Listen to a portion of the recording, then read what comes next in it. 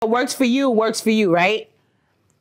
Not saying the attractive guy isn't wealthy too. Of course he is, right? And not saying that won't work as well. I'm definitely not saying that. You know, I'm definitely not saying that. You're saying somebody that's a little lower. But what I'm saying is that and this is such a fine line. Like, I gotta really be careful. I want to be super careful with my words because I've dated the fine man who's wealthy, who's all about me. You understand what I'm saying? So that is not the case when I'm saying, oh, I date a less attractive man because I want him to be all about me, because the less attractive man still cheats, especially if he's wealthy.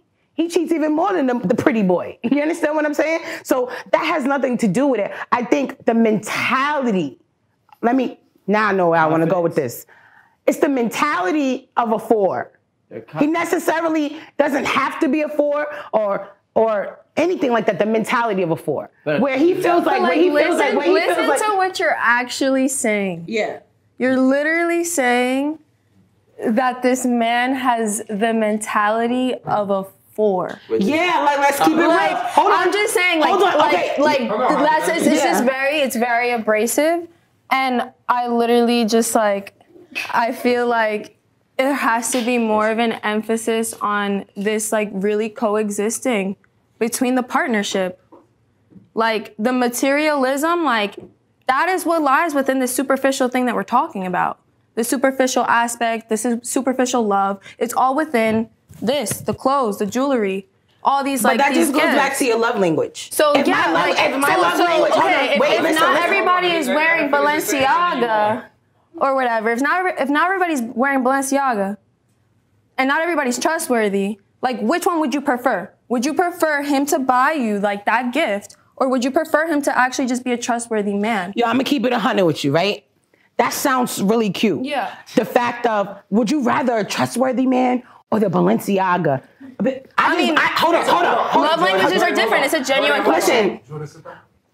All right, Holiday, answer the question. Yeah, that sounds good in a perfect world, right? But I don't know how happy you are in a relationship struggling. I don't know how happy you are. You may be very comfortable there. Well, you know what? We're going to get out of this. I'm not talking Balenciaga. This is a bullshit holiday. It's not the Balenciaga, but nobody. But you talking about a trust. You talking about? Hold on, let me finish. You're talking about You're talking about a trustworthy. Why do I have to choose? That's the first thing. Why can't I have a trustworthy dude that brings the Balenciaga? I prefer the Balenciaga.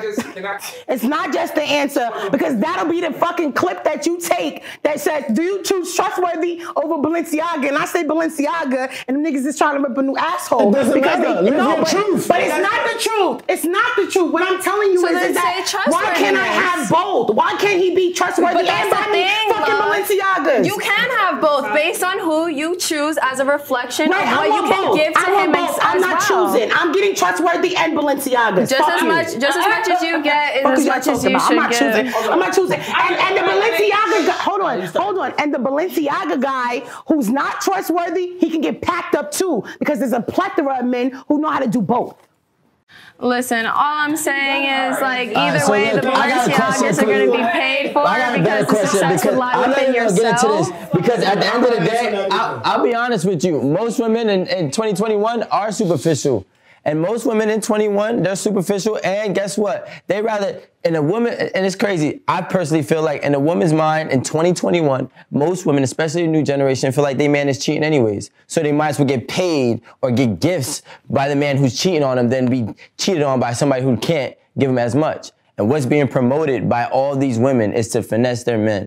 And that man ain't shit. And this is what we've been hearing for a long period of time. So now I personally believe, and this is just my personal opinion, is that some women nowadays, actually I might even go towards the majority of women is touching that point where they rather feel that to get as much as they can from a man.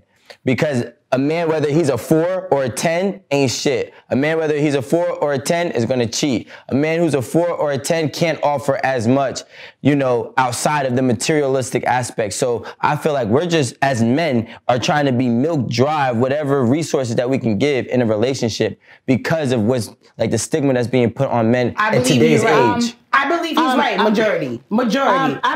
You're right, Rico. I can't even argue with him. I'm gonna say that, and because of that, it's causing a lot of situation among men and women. A lot of men right now, because of the superficial, thinking a man gotta have a bag, it's fucking it up for us ladies. I'm gonna keep it real with y'all. Yeah, it's messing it up for us big time, because this is the thing. We are out here saying they gotta have the bag, he gotta be this, he gotta be that. So now when the men are saying, I ain't gotta choose you, I could go to another race, goodbye.